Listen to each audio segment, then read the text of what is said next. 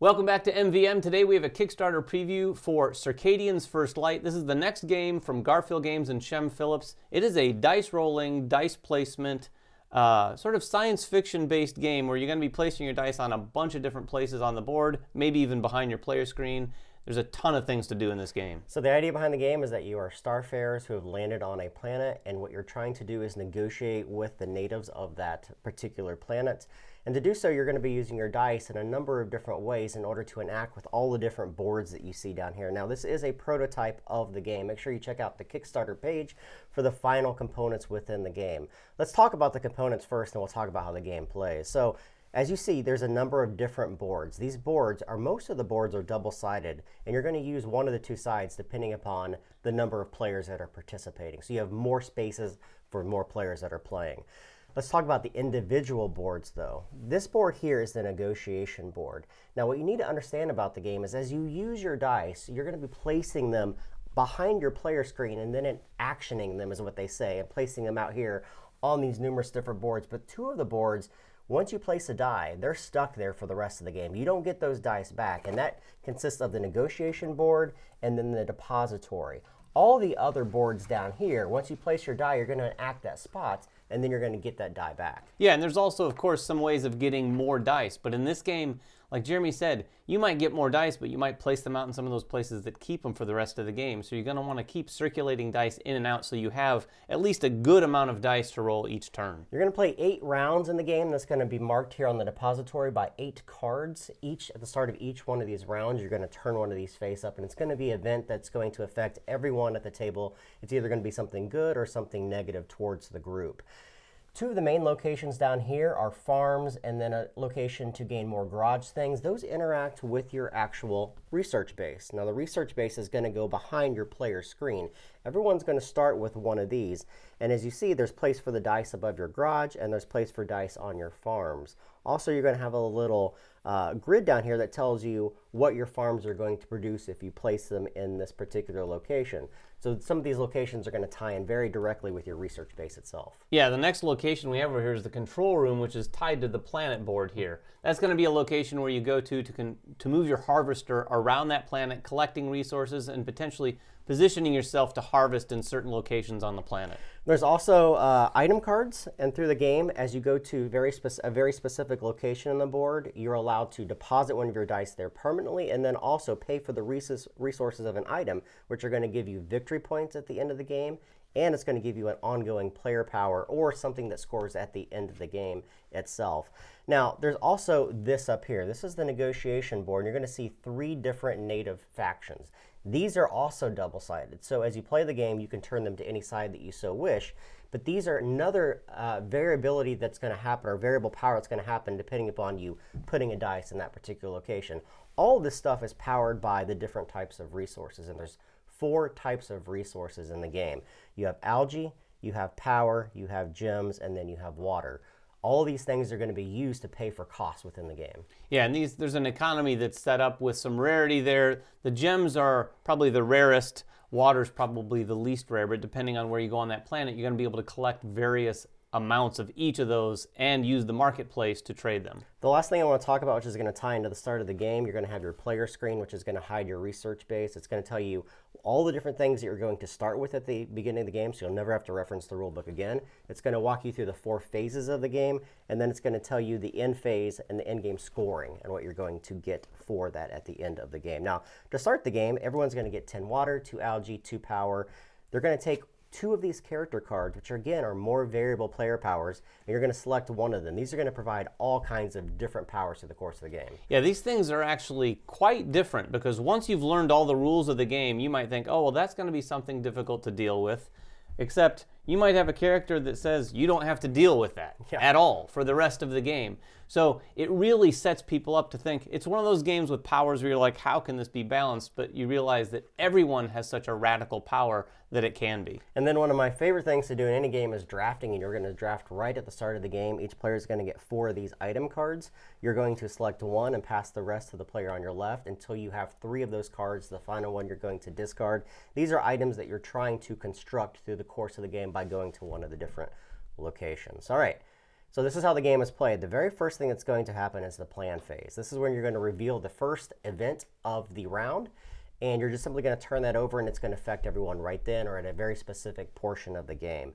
And then everyone's going to roll their dice. Everyone's going to start with 3 die, and then the rest of their 10 die off to the side.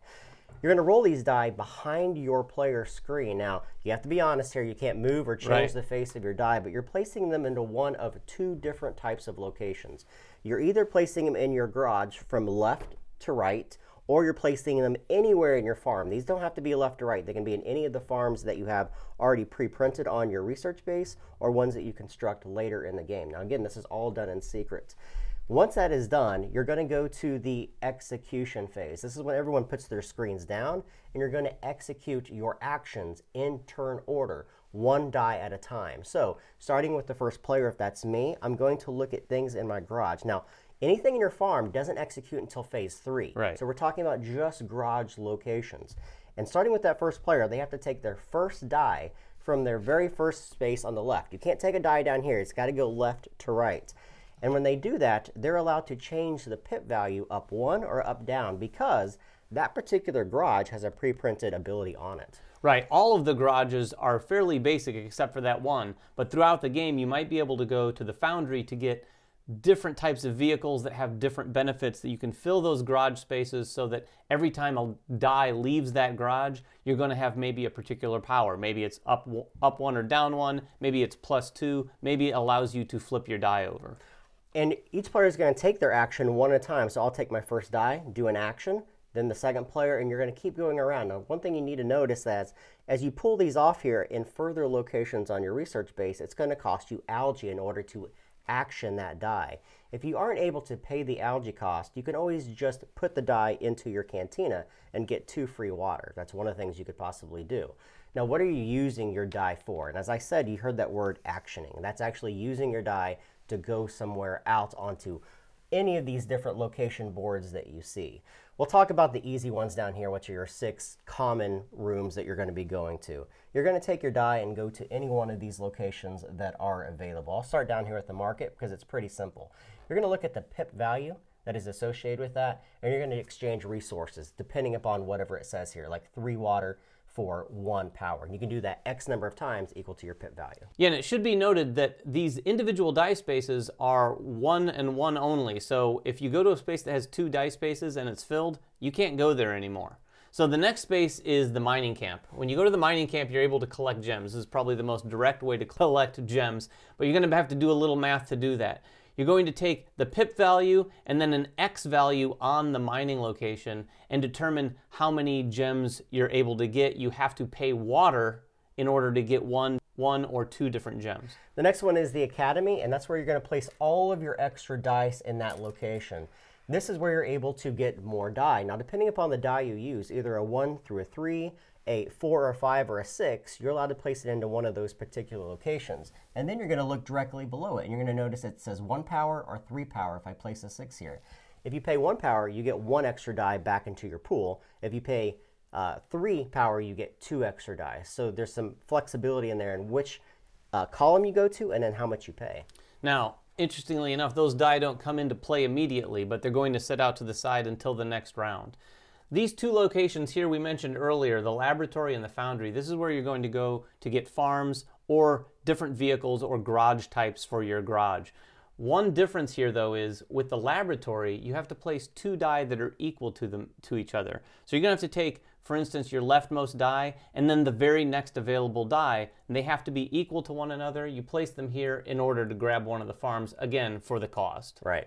The next one is the foundry. It works in the same way. These are going to be added to your garage. They're going to give you player powers that can change or modify your dice depending upon the one that you pull in. Some of them are going to have victory points on them as well. And as if you notice on your research base, the more of these you fill in, the more victory points you're going to get at the end of the game. So you're going to be wanting to place those left to right to be able to modify things through the course of the game. Yeah, and finally there's the control room. And this is probably one of the more interesting spaces in a game like this that I've seen. You're going to place die there, and depending on the pip value on the die, it's going to go in a different compass direction.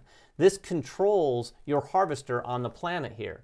So if you were to put a 4 on that location, you're going to move southwest from the location in the air. And everyone starts on the planet in the middle. And you're basically going to be wanting to move around this planet to position yourself for the harvest phase, which is coming up in a second, because your harvester is going to collect the resources on whatever space that it's located. All right, the two most difficult locations to talk about, the depository and then the negotiation board. I'll start with the depository. Anytime you place one of your dice in the depository, they can go to one of two locations. The first one is the headquarters, and these are going to be placed from left to right as well. The moment that you place any pip value in there, you're going to either collect 2 new item cards into your hand, or you're going to collect 5 water. That's just a benefit. The second thing that happens is you're going to notice this little flip icon, and then it's just kind of set off to itself. That means that during the next round, before the first player even gets to do anything, all the dice on the headquarters from 1 to 4 are going to take their actions before the normal turn round happens. That gives you a chance to kind of bump into line to do something that you want to do before someone else does their action. Specifically things here in the negotiation board. The other cool thing about this location, the first player to go here, on the turn they have the option of flipping that die over to a different value if they so wish to do so. Right, which is nice because a lot of these values you want to control. If you want a 6, you might be able to place one of your 1s that you can't use this round on this space, so you can use it as a 6 the next round. The depository works a little bit differently. Now, in a 2-player game, you're going to notice that the 2 section is not used, but these are lined up in columns that show pip values in the die above them. When you place your die on there, you can actually place in any one of these according to the pip higher.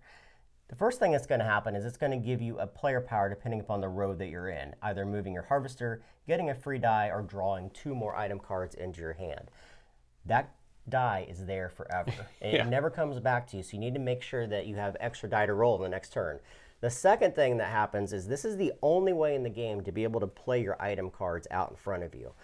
When you do that and you go to the location, you have to pay whatever cost is associated with that item. That means you're going to get the victory points here, but the most important thing is you're going to get the player power here. And this one says that anytime I go down to the control room to move my harvester, it no longer costs me 2 power, it only costs me 1. So you want to get as many of these down as early as you can. Yeah, these item cards come in a wide variety, and like Jeremy said, there's a lot of them that are player power, so you can get those out earlier and really take advantage of them throughout the game. There's also some end-of-game scoring ones, so if you've built up an engine to collect a bunch of algae, there may be a card to convert all of that algae into points at the end. The last space you can go to is the negotiation board. This is also a permanent spot where you place your die in here and is locked into that position forever. Each of these is going to be tied into one of the 3 main types of resources: algae, a power, and then the gems. When you go in these locations, you're going to go from top to bottom, and they're going to give you victory points at the end of the game.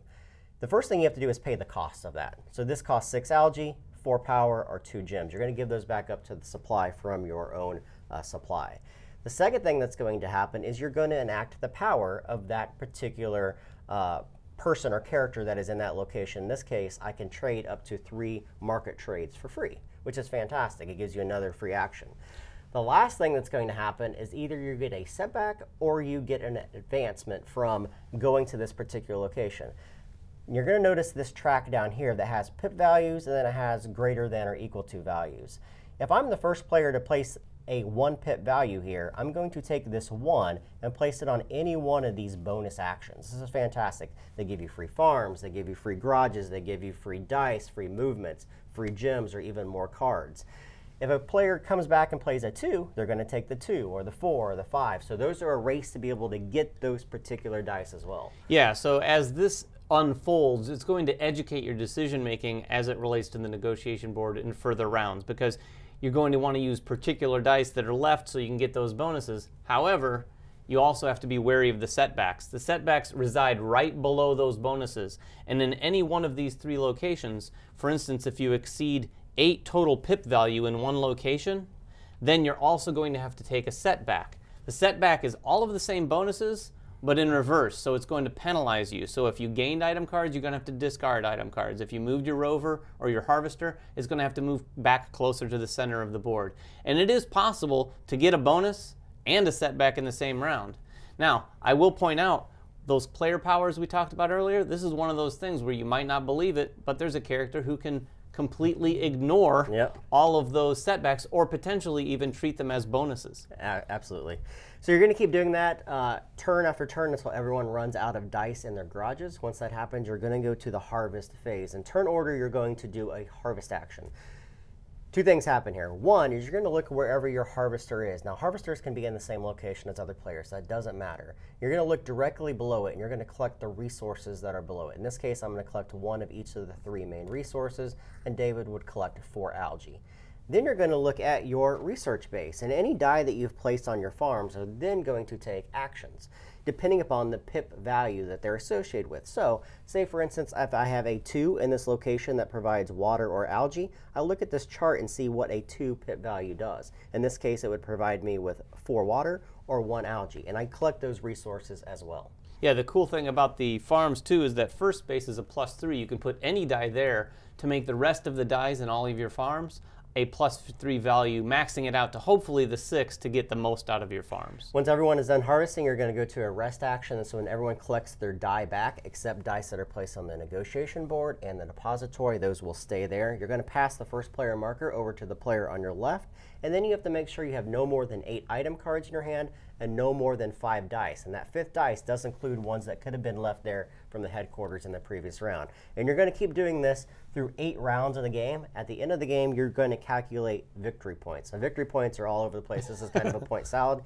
You're going to get victory points from the negotiation board. Any of the locations that you have your dice, you're going to get the pip value that is next to that area.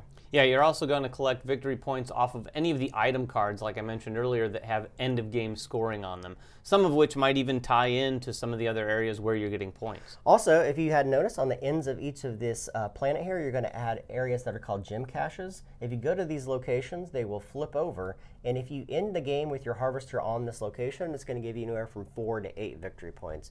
You're also going to score victory points, 1 victory point for every single gem that you have at the end of the game, and then for your research base. Some of the garages are going to have victory points printed on them, same thing with the farms, and then how many you get and what's shown on the board itself.